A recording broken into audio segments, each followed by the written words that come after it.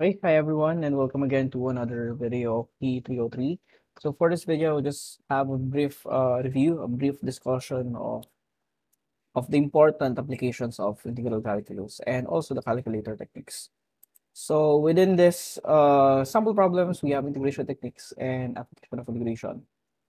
Now let's begin with the calculator technique for integration. Now if we have an integral that let's say we want to evaluate, we can just use this. And I believe you know how to use this. So just assume a value of you just assume a value of your definite integral. So if you have an indefinite integral, you can choose let's say a value from let's say from 0 to 2 or from 0 to 1. So just find the definite integral of this. Okay.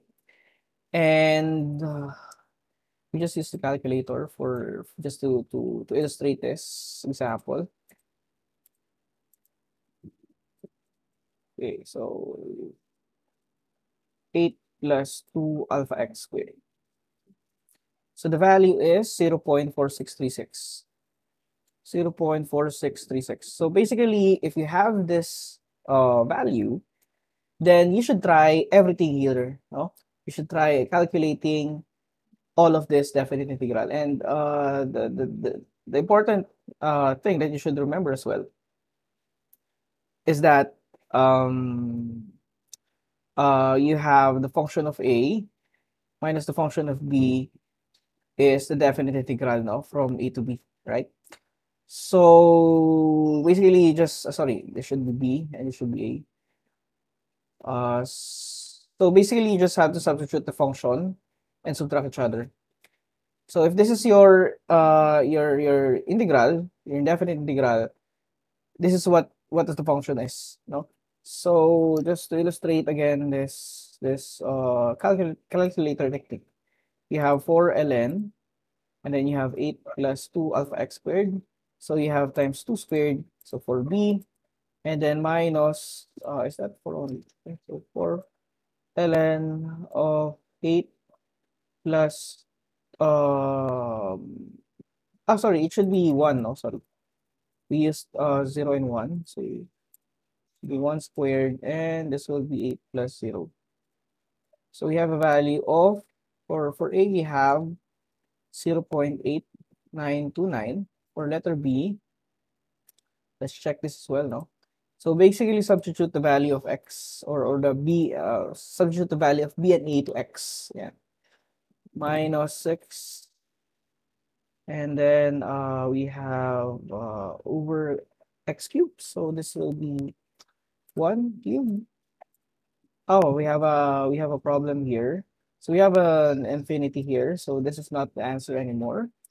And then for c, we have arctangent. So should we use radians or degrees? So we should use radians if it's not explicitly said that it is in degrees. So you have to use radians. We have x over 2, so we have 1/2. And then minus arctangent 0. So the answer is 4636. So we can see here, if this connects to each other, then this will be the right answer. So letter C is the right answer. Now, basically that's what you have to do if you have to just evaluate the integral. Okay, but this will not apply, of course, for different types of problems, especially the applications. But we still have a shortcut to do that. No? So if you want to find the area, we have this example. So find the area of the region bounded by y is equal to 3x minus x squared. Okay, so what is this now? Okay, so this is a parabola, right? So this is a parabola, and if we do a completing the square, actually we don't need to do the completing the square. But if you visualize this, if x is squared, then this is a vertical parabola. So this is a vertical parabola. Is it opening upward or downward? So based on the sign of the x squared, if this is negative and on the other side this is positive. So basically, if they are on the other side of the equations and one has a different sign, then it should be going downward. So if they have the same sign, they should be positive. So vertical and opening downward. Okay, so basically you have a function that is a parabola, and we want to find the area under this curve with x-axis. So we can imagine, since this should be symmetrical, right? It is not actually symmetrical, no, but we can still do this anyways. So we have this parabola opening downwards, and we want to find this. Actually, you should use a different. Sorry. Do we have something here? Oh, we have a highlighter. So we want to find this area. Ooh, yeah. Okay. So how do we find this area? No.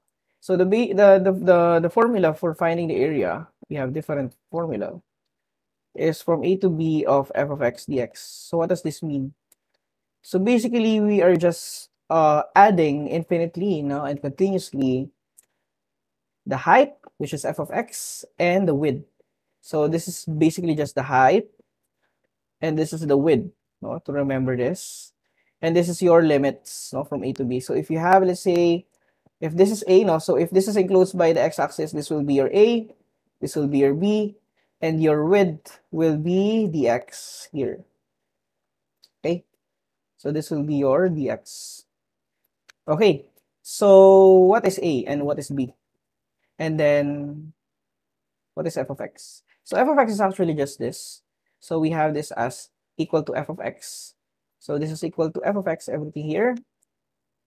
And we only have a problem with the limits. So to find the limits, since this is bounded by the x-axis, then what can we use here? No? So if this is the x-axis, the value of y here is equal to 0. Okay? So we can substitute 0 here. So we have 0 is equal to 3x minus x squared. Just to find this intersection with the x-axis, we have, we can factor out x. So we have x, and then we have 3 minus x. So we can see here that, well, x is equal to 0, and x is equal to 3. So this will be, so this is actually not this graph, no? So the graph should be something like this. So let's draw everything. So this will be the graph, something like this. Oh, no. I just want to preserve that. Okay, we're gonna just redraw this. Sorry. Oh, yeah. So this is your A. Oh, no, not capital, but this is A, this is B. So x is equal to A, x is equal to B, which is equal to 0, and this is equal to 3. Now, we're trying to find again this area. Okay? And then this function is f of x itself. So the height is varying. The width is constant or an infinitesimal. Well, it is not actually a constant. Okay, so we can simplify this now. So we have the integral from a to b. So we have a. So from 0 to 3, f of x is 3x minus x squared. And then dx. So if you find the area, you can just use your calculator directly. This will be just the definite integral from 0 to 3. Okay, and then we have f of x. So 3x minus alpha x squared. Yeah. Okay, go. So we have 9 halves. So the area is 9 halves. 9 half, you can also input your units squared. Okay. So let's move on to a harder one. So we will now try to find the volume area bounded by this curve. So we have y is equal to x raised to 4 through x is equal to 2, y is equal to 0. And it's rotated about the x-axis. Okay, let's visualize things first. So we have,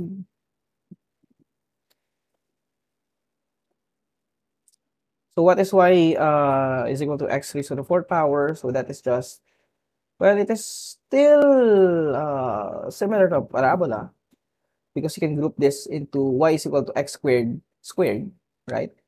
So we know that this is opening outwards and the vertex is at the origin. So we have x is equal to 2. So let's say this is your x is equal to 2. So this is your x is equal to 2. Okay, let's just have this as y is equal to x raised to 4, which is also your f of x. And then y is equal to 0. So this is just y is equal to 0, which is also your x axis. So y is equal to 0. So it is rotated about the x-axis. So it is rotated about the x-axis. So you will form you will form here something like chocolate kisses, something like that, no? We have something like a hat that is solid. So now how do we solve for that, no? So we will assume here a strip that is this, which is dx. Yeah.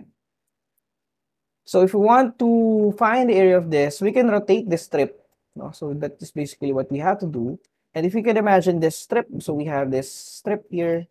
Actually, I should use blue. So we have a strip here, and then this one, like that, and then like this. Okay, like that. And then you have a point here. Well, not really a point, but a center here, which is also your x-axis. And we define that this is dx, the thickness of this disk, no? Okay, dx. And then we have this radius, okay? We have this radius r. Now, how do we find the volume of this disk, no? So if you can imagine, this is similar to a cylinder, right? So a cylinder, the volume of cylinder is 2 pi, sorry, not 2 pi, but pi r squared h. Pi r squared h, okay? So you multiply the area of the circle times the height. So the height here is your dx, as you can see, no? If you tilt this, no? This will be the height, and this will be your radius, which is also your function of x. So as you can see, this height here is the radius, which is also the height, which is also the function of x. The height is here is the function of x. So this is f of x. Okay? So we can write this. So the volume, or actually, no, there's a formal descriptor of this. So the volume, the infinitesimal volume, dV, is equal to pi, and then f of x squared times h, which is dx. Now, we want to find the volume, and to find the volume, so this is just an infinitesimal volume, a dV, a control volume. We usually call this a control volume. We can integrate this, no, for both sides, and we will have v is equal to pi, no? So you need to have a limit as well, no? So this should be from a limit. So say we started here, no? So we have here a disk, and you also have a disk here. So the limit from, let's say this is your x is equal to a, and this is your x is equal to 2, no? So we already have a given here. So we know that x is equal to a is equal to 0. So we have here a limit from 0 to 2 already. And then the function of x here is x raised to 4. So just square this function. So this is also equal to f of x, no, is equal to y, since, and then dx. So we can just input this directly in our calculator. So as you can see, it is actually easy, as long as you know how to formulate the formula. Okay, so the volume here is just the definite integral from 0 to 2.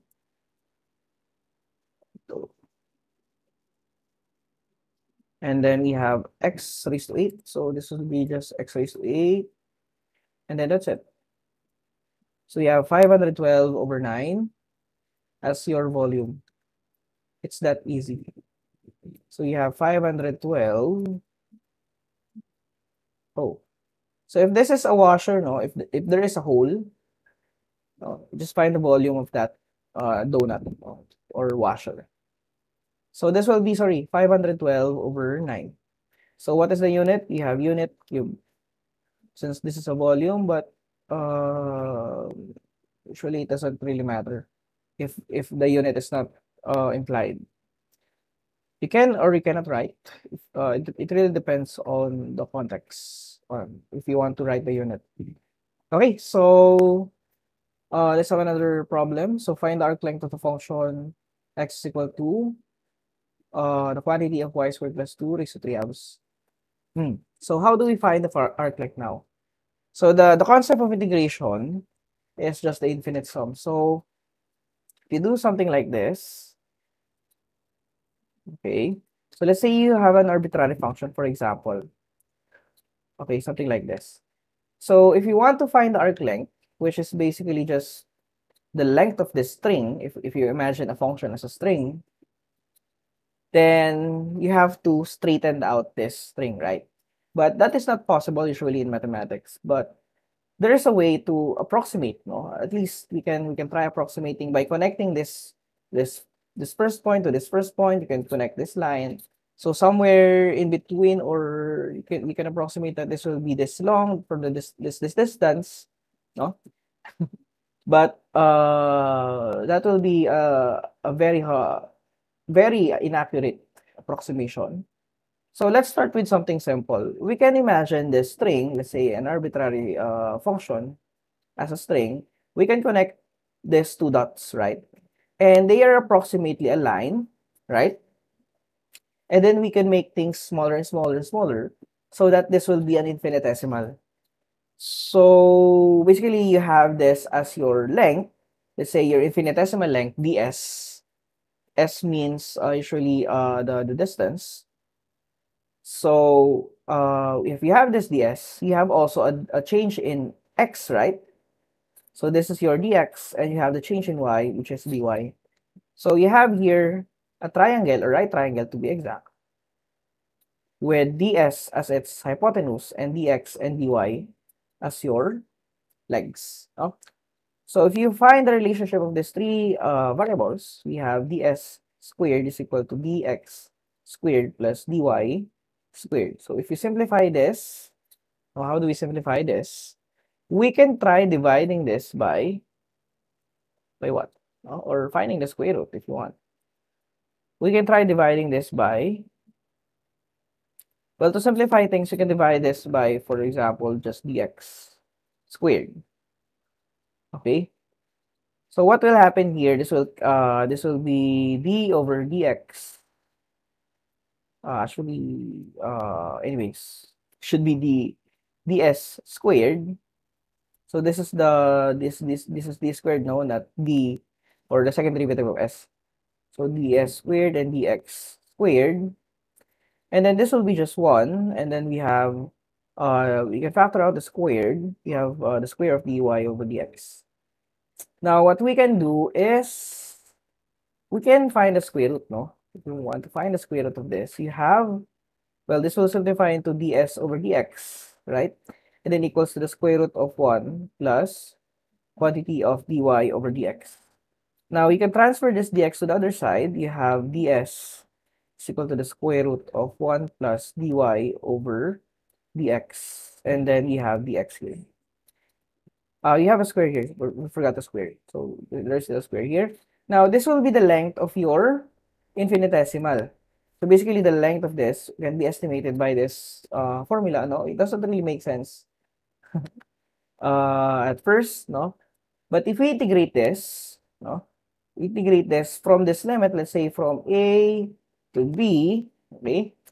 So this will have a meaning. So this will become s is equal to the definite integral from a to b. So if this is dx, just remember, if this is dx, then this should be x is equal to a, and this is x is equal to b. So basically, we're trying to find here, this x is equal to a, the length of this, and then up to the length of this. So you have this boundary wherein you can find the arc length of this function. So this will be just the square root of 1 plus dy over dx, and then squared, and then dx. Yeah. So how do we now use this formula? Sorry, we have from a to b. So how do we now use this formula? So given this, we know that a and b are just the limit, no, x is equal to a, x is equal to b. So we have this given already, right? Or actually we have y, no? So if we have y, this changes things, no, actually. So if you do this again, and then instead of dividing by dx squared, you can divide this by dy squared. And another formula is, so we can use this as well, S is equal to the definite integral from C to D, okay, of the square root of, you have here dx over dy squared plus 1, and then we have here dy. So the C and D here now will be from, let's say, from this, no? So if this is your y is equal to a, sorry, not a, but c, sorry, c, and then you have here y is equal to d. So this will transverse or translate, no, from this point going down the line and then up to this point, y is equal to d. Now, how do we again do this? So we change the formula since we have the limit here is y. So we're good with that. We can have this c is equal to 0, d is equal to 4, given this limit, no, or this range or this interval. And then for dx over dy, so knowing that dx over dy is just the derivative of x with respect to y, we can just find the derivative of this. So to find dx over dy, find the derivative of this x function. So this will be 1/3 times 3 halves, so this will be 1/2, right? And then y squared plus 2, and then minus 1, you have 1/2, right? And then find the derivative of y squared, which is 2y. Okay, now what you can do here, so this is already your function. We're done with this, no? We can just input this directly to this one, no? So s is equal to the definite integral from c to d, so you have 0 to 4, and then the square root of, you have here 1/2, actually you can cancel out this 1/2 and 2, okay? So you have here y, and then y squared plus 2 raised to 1/2. And then if you square this, so as you can see, this will become y squared and then y squared plus 2, and then plus 1, and then dy. So you can just use your calculator directly to solve for this. So this will be the definite integral from 0 to 4. Then square root.